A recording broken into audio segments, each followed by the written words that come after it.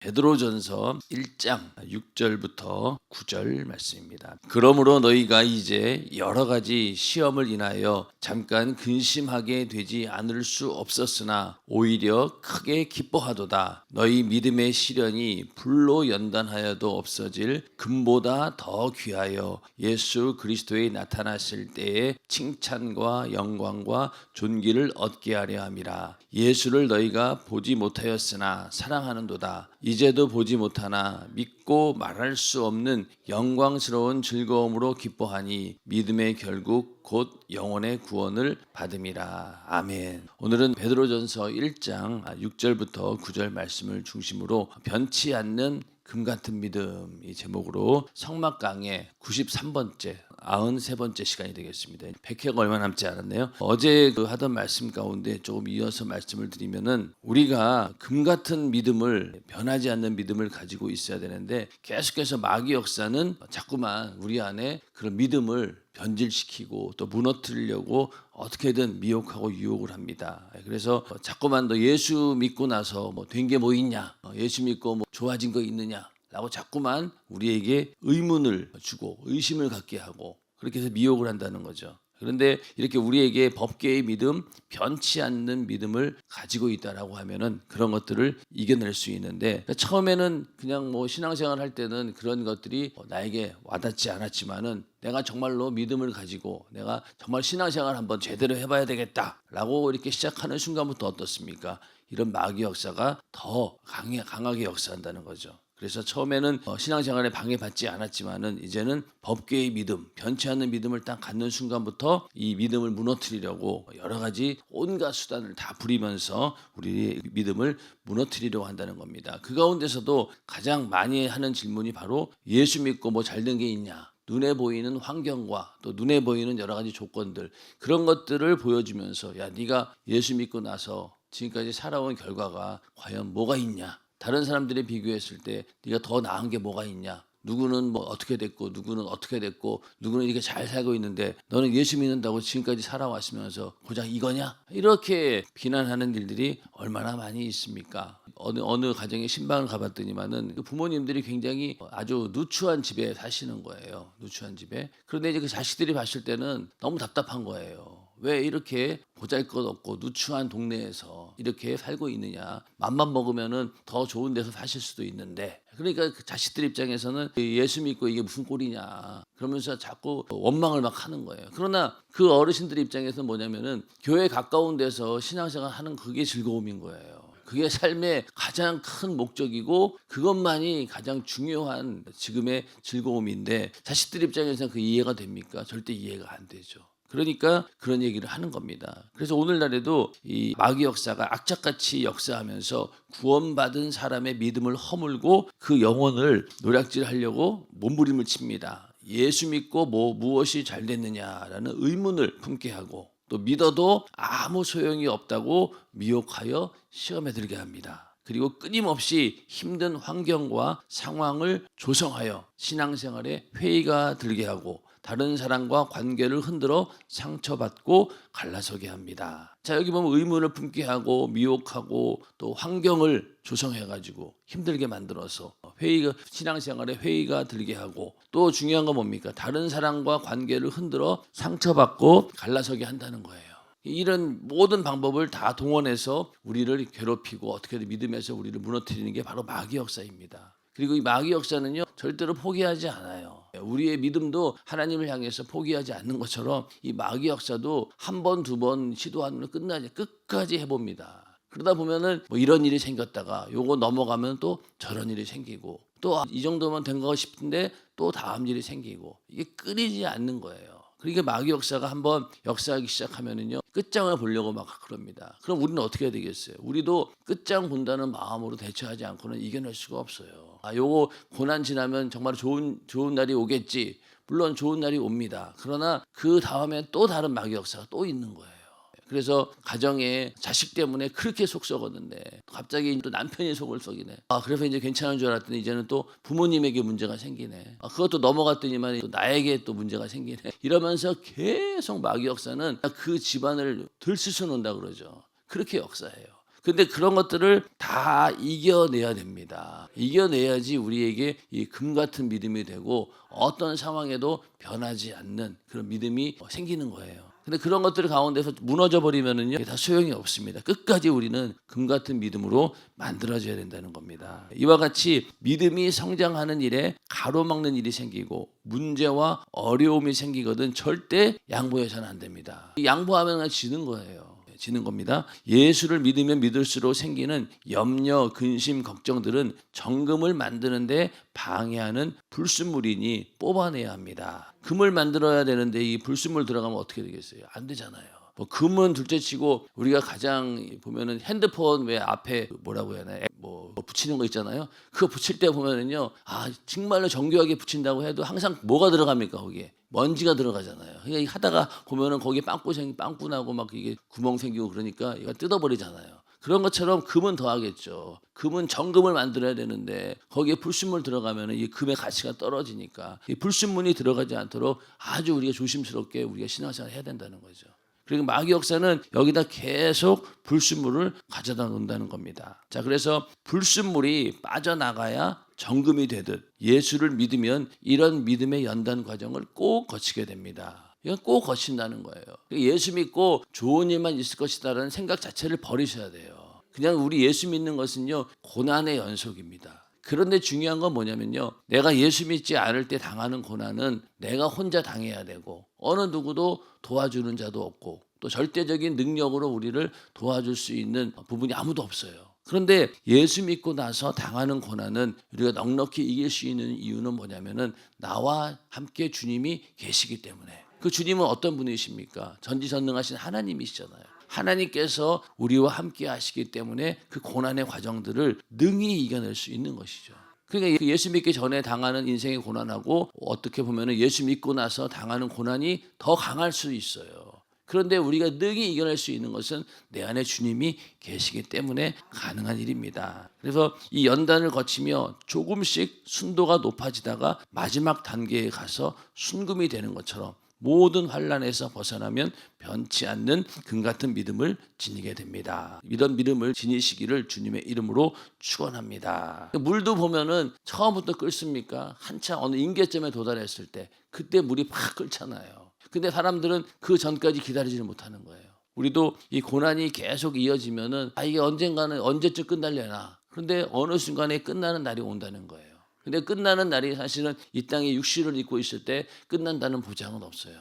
끝나는 날은 언제냐? 육신이 마감되고 영원한 천국에 갔을 때 그때에서 이 육신의 모든 환난과 고난은 끝이 나는 겁니다. 우리는 그때까지 끝까지 기다려야 된다는 거예요. 우리가 예수를 믿고 침례를 받잖아요. 침례를 받을 때 침례의 목적은 내가 물속에 들어갈 때 내가 이제 죄로 인해서 영원히 죽을 자였었는데 그리고 물속에서 딱 나오면서 이제는 내가 예수의 생명으로 영원히 부활하는 그런 존재가 되었습니다 라는 그런 신앙 고백이 바로 침례입니다. 또 그 침례 가운데는 뭐가 있습니까? 고난의 침례가 있잖아요. 내가 물속에 들어갔다라고 하는 것은 앞으로 예수 믿으면서 당하는 수많은 고난과 어려움이 있지만은 내가 그걸 능히 감당하겠습니다. 그렇게 해서 우리가 침례를 받는 거예요. 고난의 침례가 있다. 그건 결국 뭡니까? 이러한 연단 과정을 내가 거치겠다라고 하는 그런 믿음의 고백인 거예요. 물속에 푹 들어갔다는 거 내가 완전히 죽는 거잖아요. 그러니까 이 땅에서 나를 죽이려고 하는 그런 모든 환난과 어려움과 고난을 내가 이겨내고 끝까지 믿음으로 승리하겠습니다 라는 그런 고백이 침례 안에 포함이 되어 있는 겁니다. 그래서 우리가 이 금을 보면서 금은 좀처럼 변하지 않습니다. 추워도 안 변하고 더워도 안 변하고 쪼개져도 안 변하고 갈라져도 안 변합니다. 무게도 안 변하고 값도 안 변합니다. 하나님께서는 우리를 단련하여 금 같은 믿음을 지닌 자로 만드십니다. 거룩한 지성소에 만나를 담은 항아리와 같이 영원한 생명의 양식인 예수의 살과 피를 담을 자로 만드시는 것입니다. 자, 우리가 우리의 그 예수의 살과 피, 그 생명의 양식을 담기 위해서는요, 변하면 안 되는 거예요. 그 말씀이 변하지 않고 그 예수의 살과 피가 변하지 않기 때문에 그걸 담는 그릇인 우리도 변하지 말아야 된다는 겁니다. 그래서 우리가 당하는 이런 고난에 대해서 우리는 감사하는 마음을 여기고 이 고난이 당연하고 이 고난을 이겨내면은 반드시 하나님께서 우리에게 영원한 상급도 주시고 면류관도 있고, 이것이 장차 지금의 고난과는 비교할 수 없다라고 하는 그런 믿음을 가지셔야 됩니다. 그래서 로마서 8장 16절에서 18절에 보시면은요, 한번 같이 읽어보겠습니다. 성령이 친히 우리 영으로 더불어 우리가 하나님의 자녀인 것을 증거하시나니 자녀이면 또한 후사 곧 하나님의 후사요 그리스도와 함께한 후사니 우리가 그와 함께 영광을 받기 위하여 고난도 함께 받아야 될 것이니라. 생각건대 현재의 고난은 장차 우리에게 나타날 영광과 좋게 비교할 수 없도다. 앞으로 우리에게 나타날 영광,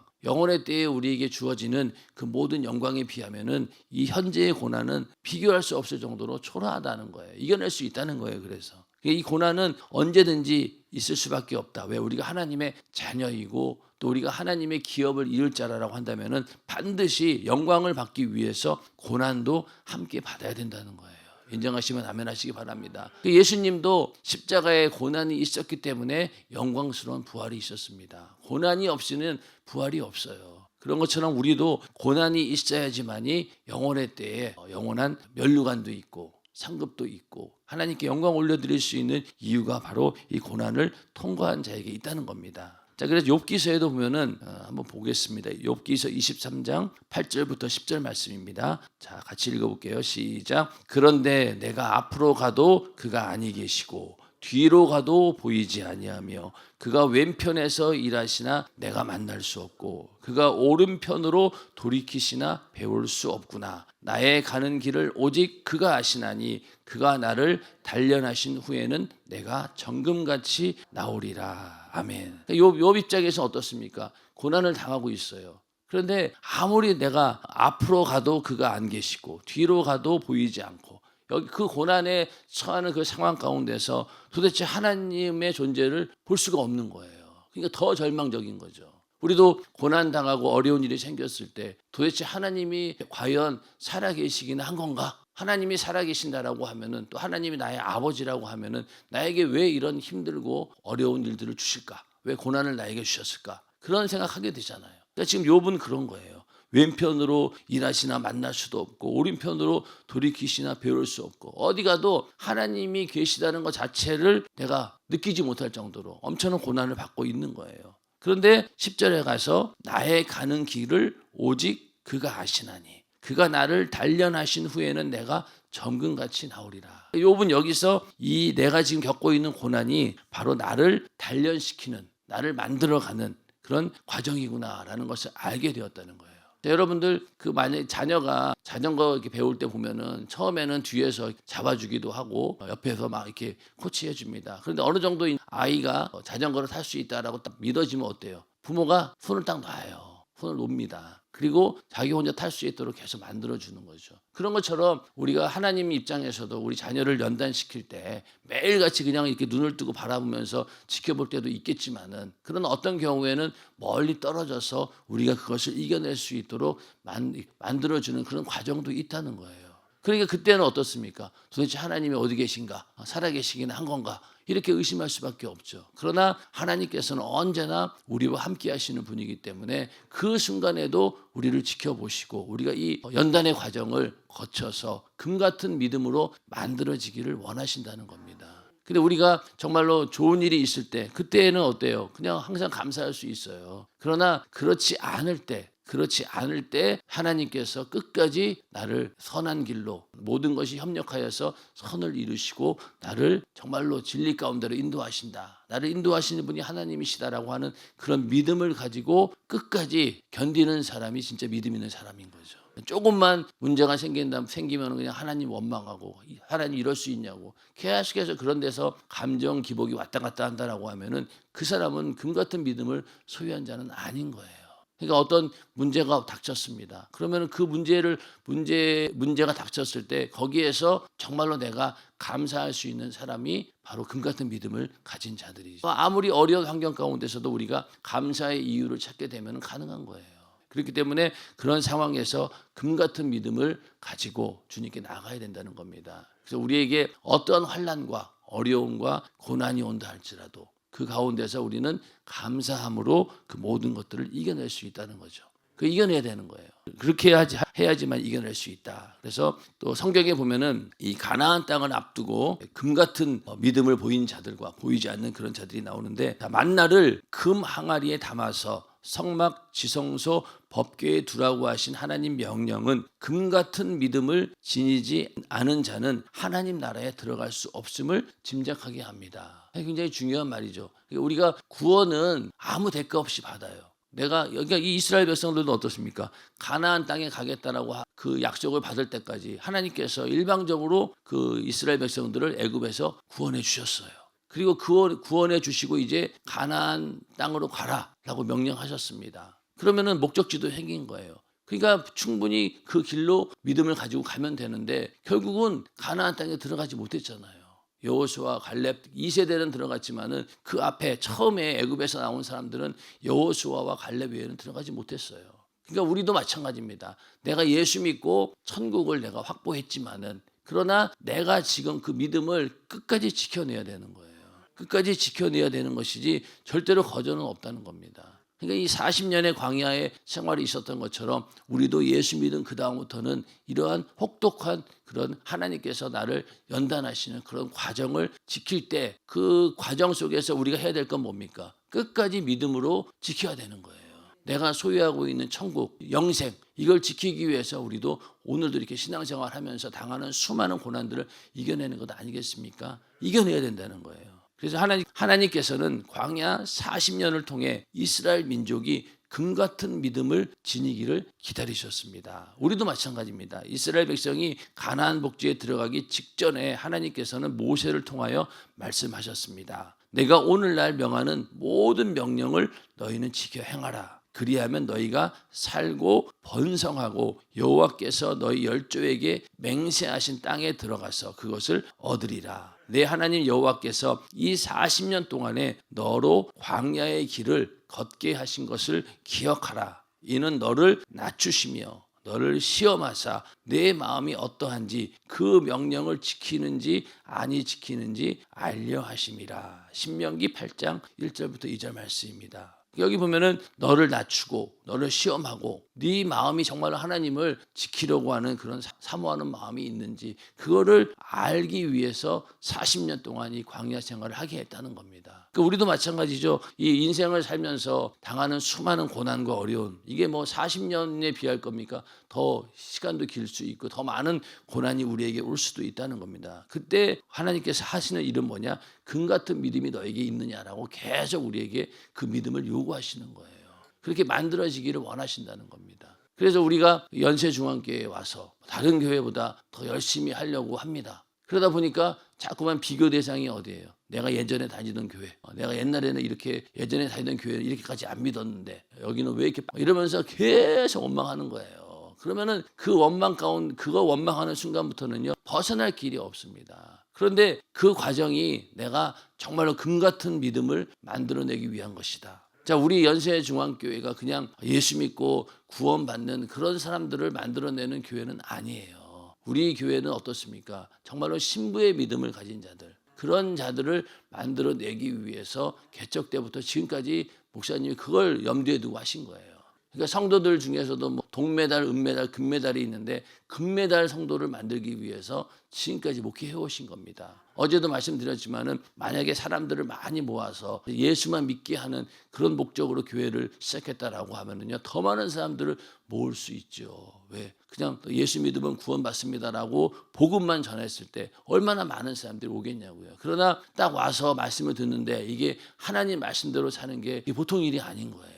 그런 얘기를 하다 보니까 점점 그 말씀을 듣고 나 너무 힘들어, 나 감당할 수 없어, 그러고 떠나가는 사람들도 많이 있었다는 겁니다. 우리 교회는 이렇게 금 같은 믿음을 만들어내는 그런 과정에 있다라고 생각하시고 어떠한 어려움이 오고 힘든 일이 있어도 다 이겨내셔야 돼요. 당연한 것이다. 나를 만들어간다. 내가 연단되어지고 있구나. 그런 믿음을 가지고 이겨내셔야 된다는 겁니다. 안 그러면은요 주저앉을 수밖에 없어요. 자, 그럼에도 불구하고 이스라엘 백성은 가나안 복지에 이르러서도 하나님 앞에 온전한 금이 되지 못했습니다. 가나안 복지를 정탐하러 간 12명 중 10명이 돌아와 믿음 없는 보고를 합니다. 거기는 신무기가 발전했고 우리보다 강하고 그들은 신장이 장대한 자들로 우리는 거기에 비하면 메뚜기와 같아서 가면 분명히 죽을 것이다. 이렇게 엄청나게 부정적인 보고를 했습니다. 사실은 부정적인 보고는 아니에요. 이게 사실이에요. 눈에 보이는 그대로입니다. 현실이에요. 이 사람이 뭐 거짓말한 게 아니잖아요.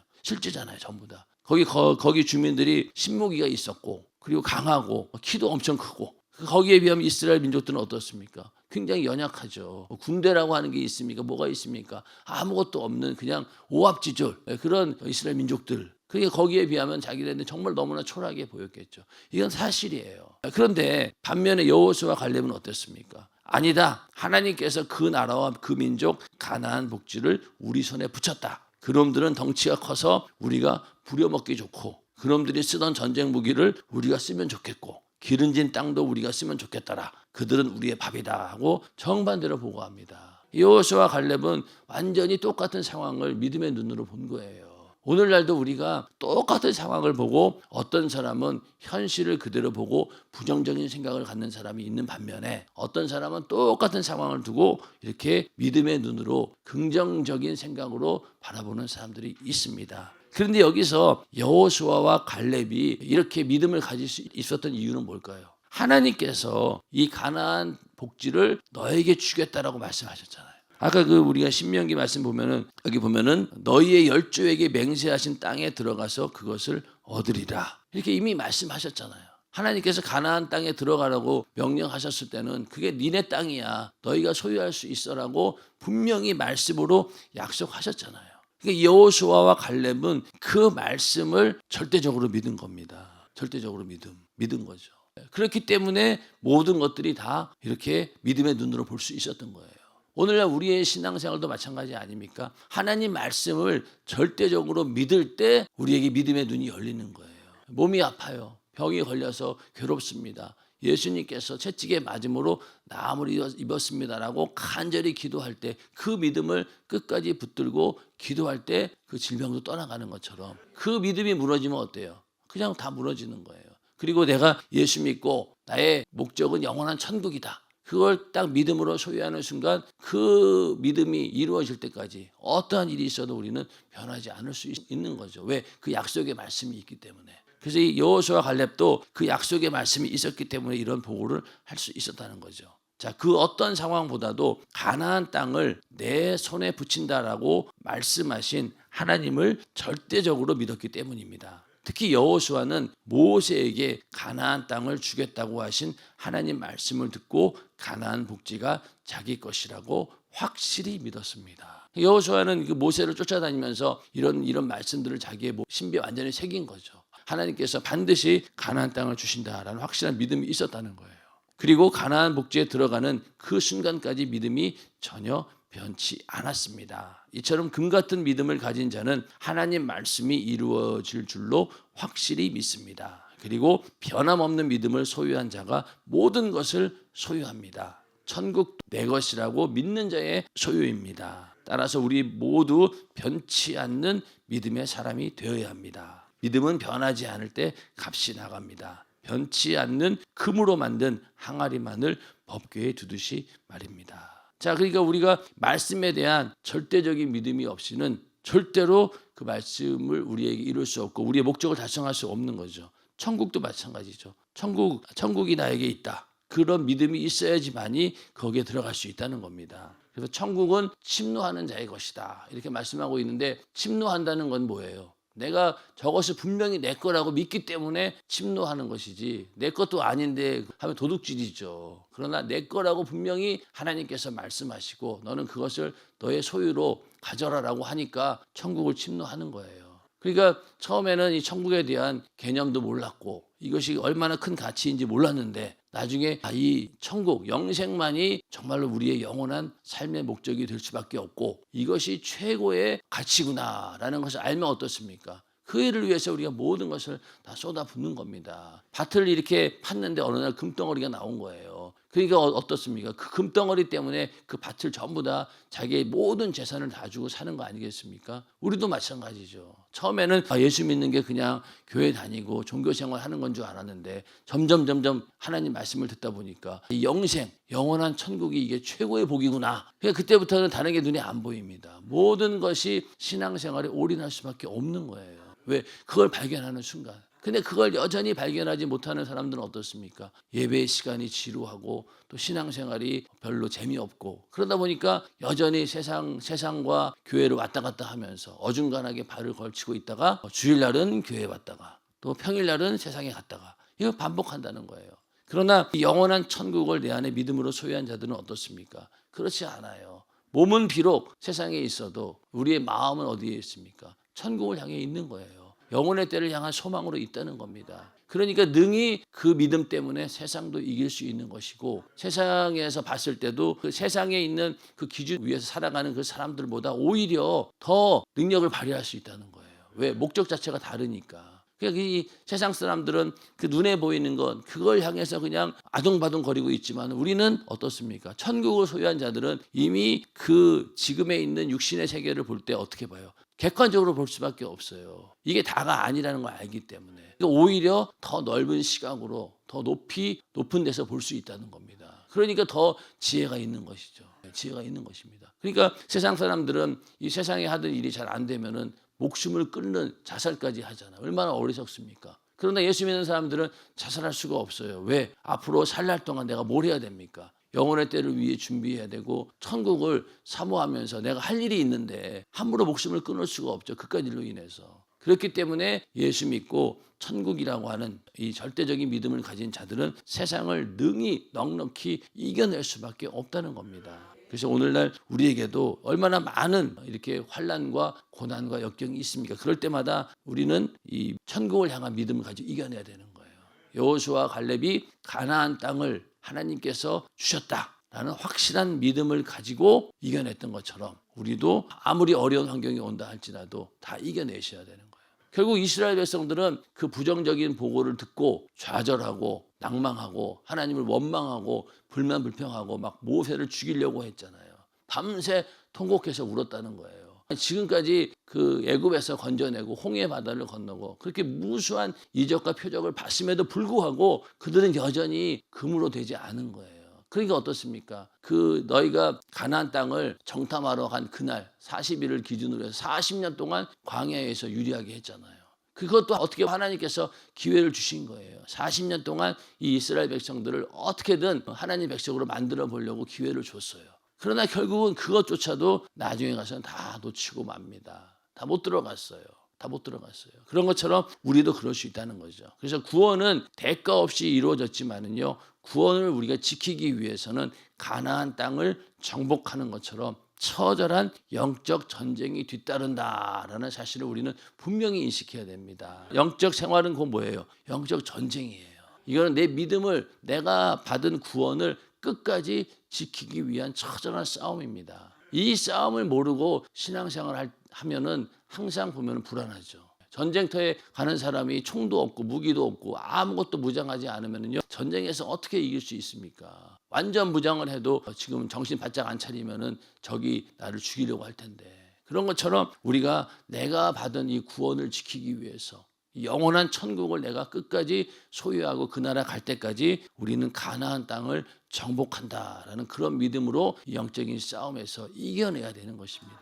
그러기 위해서는 어떤 믿음이 필요하겠어요? 금 같은 믿음, 여호수아 같은 그런 믿음이 있어야 된다는 겁니다. 이름도 보면 여호수아 그러면요 굉장히 긍정적인 이름이에요. 똑같은 이름인데 여호수아 딱 그러면은 와, 저 사람 믿음 정말로 좋다. 어떤 사람 이름이 무슨 뭐 김여호수아, 박여호수아, 그 사람 이름만 들어도 와, 정말로 믿음 좋다 이렇게 느껴지잖아요. 그런 정도로 하나님께서 여호수아의 믿음을 이렇게 기록하신 이유는 우리에게도 그런 믿음을 가지라는 겁니다. 그래서 우리는 가나안 땅, 이거와 천국과 비교할 바가 되겠습니까? 천국은 영원한 곳이고, 그렇죠? 그렇기 때문에 우리는 영원한 천국을 향해서 이 가나안 땅을 정복한다 라는 그런 믿음을 가지고 오늘도 영적인 싸움에서 어떻게든 우리를 죽이려고 하고 지옥으로 끌고 가려고 하고 믿음에서 좌절시키려고 하는 약한 마귀와의 싸움에서 이기는 우리 모두가 되기를 주님의 이름으로 축원합니다.